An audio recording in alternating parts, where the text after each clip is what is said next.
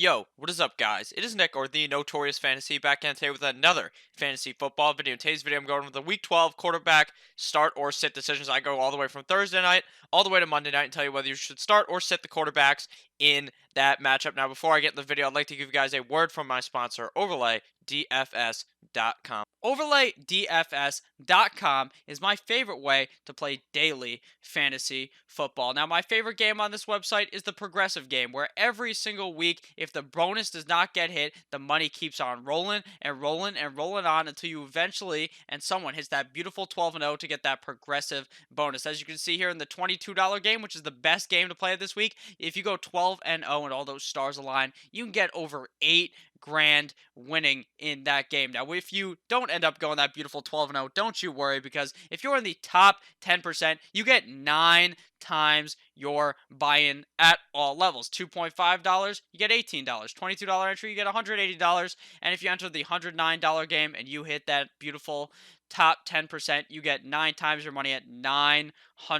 Now, there's also another game with best record wins. You enter $11, the top 10% get $90, and that top prize, you get $100. So it's going to look beautiful on there right now. But obviously, that price is going to keep going up as more people join and enter. Pretty much, you're not even playing against anyone. You're pretty much just playing against yourself. You're playing against the board, and you got to make sure that you get just a good enough record to hit that money. Now, I'm going to explain how it necessarily works right here this week. Now I'm going to join the $22 game. Pretty much how it works, all you got to do is pick 12 of these players out of a huge selection of players, and plus 3 alternates. So you got to hit that beautiful 12-0 record to get that huge bonus, or obviously you can get 9-3 or 7-5. It's different every single week. That would make you hit that beautiful and get that 9 times your money. So one of the games here, and one of the strategies I like to do, is I like to go with Drew Brees over Russell Wilson here, and then I scroll down to the wide receivers, and I select Michael Thomas, because I'm going to be stacking my quarterback with my wide receiver. That is my favorite thing to do on this website. So make sure you guys check out overlaydfs.com. Link down below in the description. Goodbye, my friends. And we are back. Make sure to check out overlaydfs.com. Link down below in the description. Let's get right into this Week 12 quarterback start or sit decisions. The first game here is the Thursday night football matchup between the Colts at the Houston Texans. Now, I'm going to be starting up Deshaun Watson in this game. Now, I know Deshaun Watson last week really disappointed you guys in a huge fucking way. Against the Baltimore Ravens, the offensive line got pushed in like, I don't even know. It was just embarrassing. The offensive line was getting fucked. Deshaun Watson was getting rocked. Deshaun Watson was throwing touchdowns that are getting called back. He's throwing the ball, and they say there's no pass interference on it. It's just bullshit. Deshaun Watson will have a bounce-back game this week against the Indianapolis Colts. I really like Deshaun Watson this week as a top 5 guy. Just for him having one bad game does not taint his reputation and should not taint him to you, to the fact that you think you should sit him down. You obviously have to play your studs, and you're going to have to play Deshaun Watson this week on Thursday night. Now, I'm going to be sitting down Jacoby B. Jacoby Moneybags is going to be riding the pine for me this week. Ever since his return, he really has not been performing like he did before he got hurt. While I do think that this is not the worst matchup for him, and Jacoby Brissett could definitely perform in this game, to me, he's likely going to be without T.Y. Hilton, and that really hurts him. If it comes out on Thursday that T.Y. Hilton is going to play, that obviously makes Jacoby Brissett go up in the rankings, but I still don't necessarily love him and would want to start him this week in fantasy football. Now onto the Sunday games. The first game to talk about here is the Dolphins at the Cleveland Browns. And I'm going to be starting up Baker fucking Mayfield. Baker Mayfield has been playing quite dangerously the last couple of games and has actually looked pretty pretty good in fantasy football. Against the Steelers last week, he tore it up. He should have had a touchdown. That was definitely 100% his. That was a passing touchdown when he threw it to Odell. But you know what he did? He said, fuck it, I'm going to sneak that in and score even more points for you if you're in a 4-point per passing touchdown league. Baker Mayfield played great. And this week, he gets the sorry-ass Miami Dolphins. And the Miami Dolphins are likely going to be able to get skull-fucked in this game. Without Myles Garrett, though, the defense will not be as good. So I think that Ryan Fitzpatrick may end up scoring more points than he would have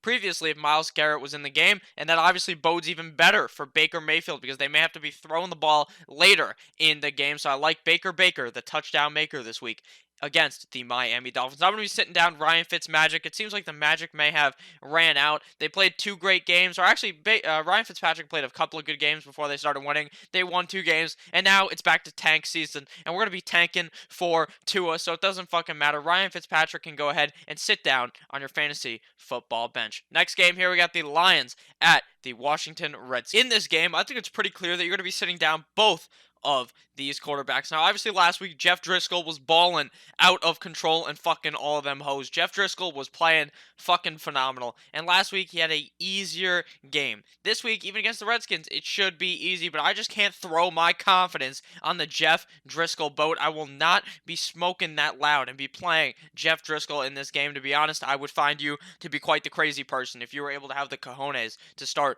Jeff Driscoll. Now, Dwayne Haskins was praying to the offensive line. He was pleading to the offensive line. He was like, "Can you please fucking block for me?" And you know what they said? They just gave him the cold shoulder. They said, "In Washington, we don't block for the quarterback. In Washington, we let the quarterback die." Remember when RG3 fucking got his leg messed up on that team multiple times? Dwayne Haskins is going to get his ass fucked by the Lions. He has no chance. The Lions are going to come out for him and murder him because the offensive line cannot stop everyone. Dwayne Haskins is pretty much going to be pressured on every single drop back. He has just no chance to succeed there. So, with that said, you're going to be sitting down Dwayne, trash can, hash cans down this week. Next game here, we got the Oakland Raiders at the New York Football Jets. Now, I'm going to be starting up Derek Carr in this game. Derek Carr has honestly been playing pretty great the last couple of games, and this week should be no different. Against the Jets in the Meadowlands, he should be able to ball out of control. The Jets defense is not all that great. Obviously, they have one guy in Jamal Adams who's actually playing pretty well, but besides Jamal Adams, they don't have fucking anyone. Derek Carr should be able to easily dice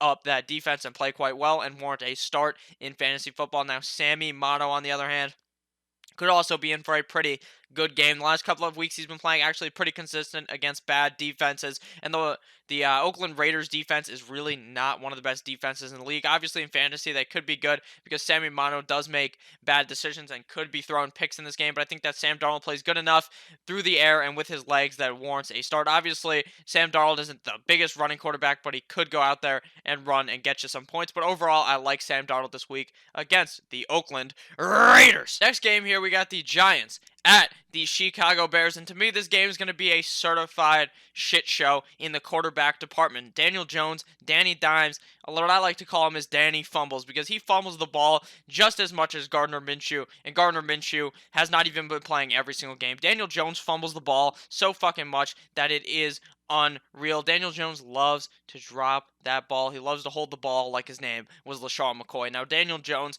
has had big games this season. He had a big game before the bye, and I believe it is entirely possible that he could have a big game again, but against the Chicago Bears, against a defense that, while has not been the best this year, they are still one of the best defenses personnel-wise in the NFL, and I really don't believe that Daniel Jones will have that much success to warrant a start. Now, for the Chicago Bears, it is a bit confusing. Mitch Trubisky, kissing titties Trubisky, will he play? Will it be Chase Daniel? Who really fucking knows, and who really gives a fuck? Because you are not going to be starting either of these guys this week in fantasy football.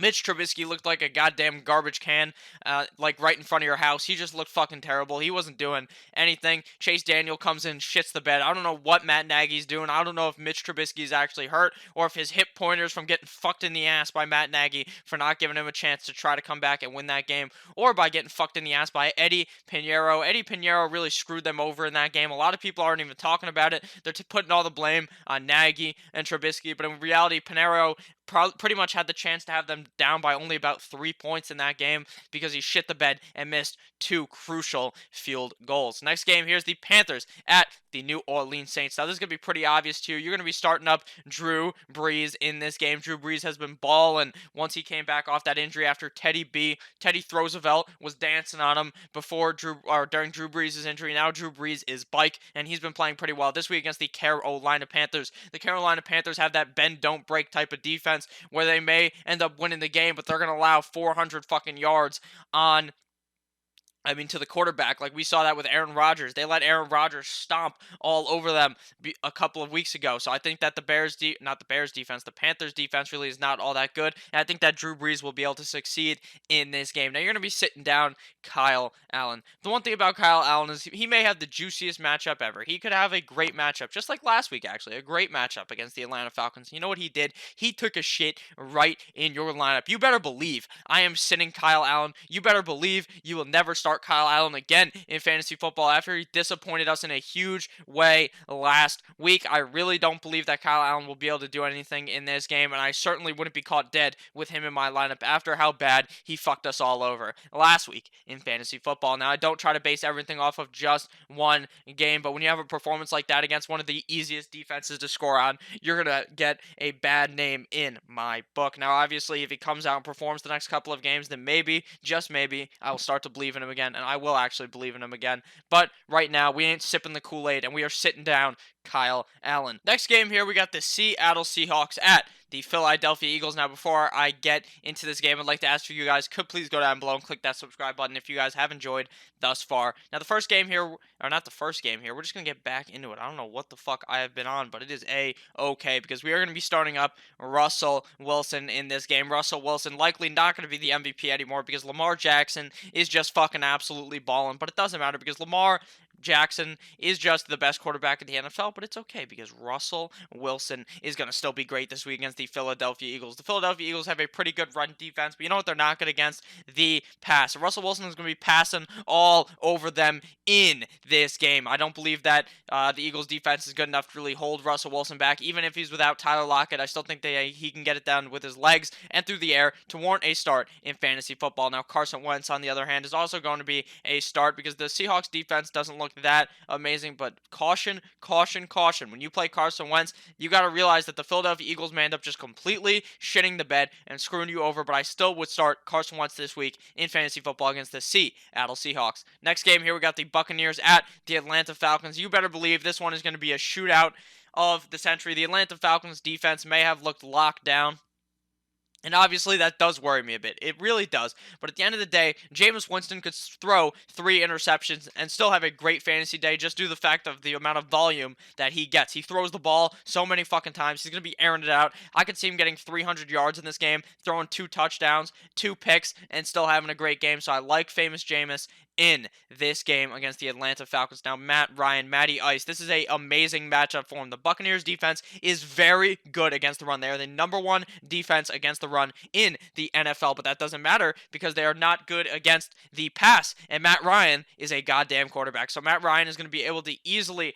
dissect and look surgical out there against the Buccaneers. I really love Matt Ryan this week in fantasy football. Next game here, we got the Broncos at the Buffalo Bills, and everyone knows my favorite. If you're not, or if you're new here, maybe you don't know. But if you've been here for a while, you guys know that I have a soft spot in my heart for Mr. Josh Allen, and I love Josh Allen in this game against the Denver Broncos. The Denver Broncos defense does not allow a lot of points to the quarterback position, but it is okay because Josh Allen is going to be able to run all over him. He's going to be able to pass all over him like we saw Kirk Cousins do at the end of that game last week. I believe that Josh Allen, the better Allen in this game, is going to be able to go in Buffalo, in the cold, and absolutely skull fuck the Broncos defense into submission. Knock one time if you're with me, my friends. I love Josh Allen this week against the Broncos. He's been playing well with his legs through the air. He's been looking honestly phenomenal in fantasy football. Last week he had a huge game. I believe this week we could see a just as great of a game in the Buffalo against the Broncos. Now, I am going to be sitting down Brandon Allen in this game. Obviously, Brandon Allen actually has not looked that bad as a real-life quarterback, but in fantasy football, you don't want a guy that's on a team that is just fucking terrible like this and is not really scoring all that many points. Next game here, we got the Steelers versus the Cincinnati Bengals, and this is an absolutely atrocious quarterback matchup. We're going to be sitting down both Mason Rudolph and Ryan Finley. I don't think I need to give much of an explanation here. Mason Rudolph may be concussed. Mason Rudolph's head may be cut off because Miles Garrett fucking slapped him At the end of that game on Thursday night, I don't know what happened, and I really don't care because Mason fucking Rudolph is not that good of a quarterback. And even against the terrible, the atrocious Cincinnati Bengals defense, he has no wide receivers. Juju's probably not going to play. I highly doubt Deontay Johnson's going to play. Who's he going to throw the ball to? Jalen Samuels and fucking James Washington. Those are two shit players in comparison to what they should normally have, so I don't like Mason Rudolph at all this week. We do not fuck with Mason Rudolph this week. And Ryan Finley on the other side of the ball, he is not the worst quarterback. If it was Andy Dalton playing in this game, he would play a lot better. Ryan Finley's just about okay. And in fantasy football, you don't want to be starting an okay quarterback going up against the Steelers defense, who, even though I say they are overrated, they're going to have Ryan Finley's ass straight in, I don't even know, they're going to like cut it off. They're going to cut off his head and mount it on the goddamn wall because it's going to be easy for the Steelers defense to probably clap down on Ryan Finley. Next game here, we got the Jacksonville Jaguars at the Tennessee Titans. And luckily, guys, this is not a Thursday night matchup. Typically, this game is always on Thursday. It's always on Sunday. It's always on Monday. It's a prime time matchup between two god-awful fucking teams and something you do not want to watch.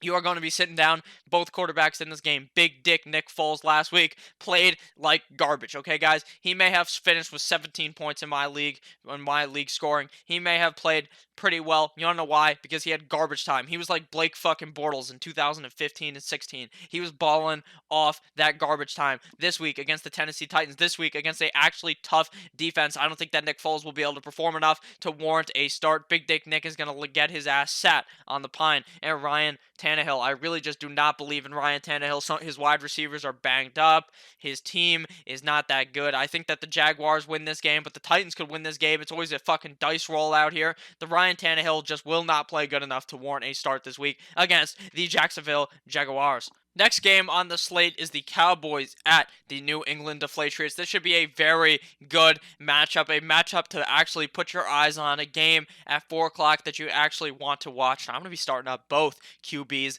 in this matchup. Now, I know the New England Patriots have a pretty good defense, but it doesn't fucking matter because I think that Dak Prescott, like Lamar Jackson, will be able to perform good in this game. Obviously, Lamar Jackson balled out against them. I don't see that being completely possible here with Dak Prescott, but I still think that this may be a higher scoring type of matchup, and I love Dak in this game. I would be starting him obviously as a top 12 guy, but you obviously got to temper your expectations because he's playing against Bill and that tough Patriots defense. Now, Brady last week absolutely was atrocious against the Philadelphia Eagles. He absolutely shit the bed. He did not have that anger. He did not have that fire in him. They still ended up winning the game, obviously, because the Eagles are fucking trash. But this game, Tom Brady should be able to play a lot better. Obviously, to me, the Cowboys defense isn't even that great, but I would temper my expectations on Tom Brady in this game just to how he's been playing the last couple of games. He's still a great quarterback in real life. He's still probably going to win the fucking Super Bowl, but who gives a fuck? Because in fantasy football, you're still going to start him, but obviously, I don't think he will be a top 5 guy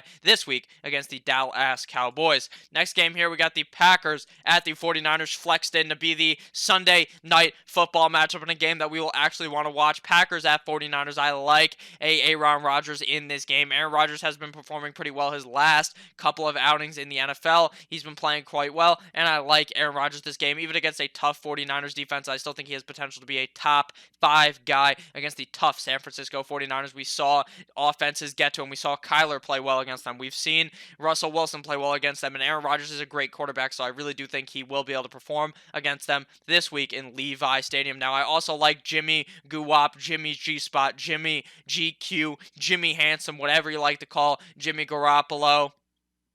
I think he will play well in this game. The Packers defense doesn't seem to be all that great. I think that Jimmy G will be able to perform, but there is something about Jimmy G is you got to temper your expectations because some games, the coach over there, he will just decide to run the fucking ball. He will just decide that in this game, we are going to run the ball 1,000 times, and Jimmy Garoppolo will shit the bed. But it seems like if George Kittle doesn't play, they can't run the ball. When George Kittle is in, he's blocking the shit out of these guys and keeping them away from Tevin Coleman and Matt Breida. But in the games where he's out, it seems like the guys are just getting in. Jeff Dwelly, or whatever his name is, Dwelly, the tight end, he just gets his ass clapped down. He gets pancaked, and then the running back can't do anything. So if George Kittle is in this game, I would actually be less confident in Jimmy Garoppolo because I think that they won't be throwing the ball as much. And now onto the final game of the week, the Monday Night Football matchup between the Ravens at the LA Rams. Now, obviously, I love starting Lamar Jackson this week. He may be my number one ranked quarterback against the LA Rams. Now, I love Lamar Jackson because he can get it done with his legs. He can get it done through the air. He's fucking phenomenal in fantasy football. He's a goddamn cheat code. He plays phenomenal every single game. It doesn't matter who he's playing against. And this week, the Rams defense honestly did not look even all that great against terrible Mitch Trubisky last week. So it seems like Lamar Jackson will be able to run a train on the LA Rams this week. Now, I'm going to be sitting down JG. Jared Goff has not looked that great at all this season. Last game against the Chicago Bears, like I said, a game that they could have easily have stomped on him and not let go on the gas pedal. Jared Goff just didn't do shit. And this week against the Ravens defense that is still pretty good, I would not be comfortable starting Mr. Jared Goff. So thank you guys all for watching this video. If at any point you ended up enjoying, please make sure to click that subscribe button down below. Check out overlaydfs.com. Link down below in the description. I love each and every single one of you guys. Make sure you guys have a wonderful day. Goodbye, my friends.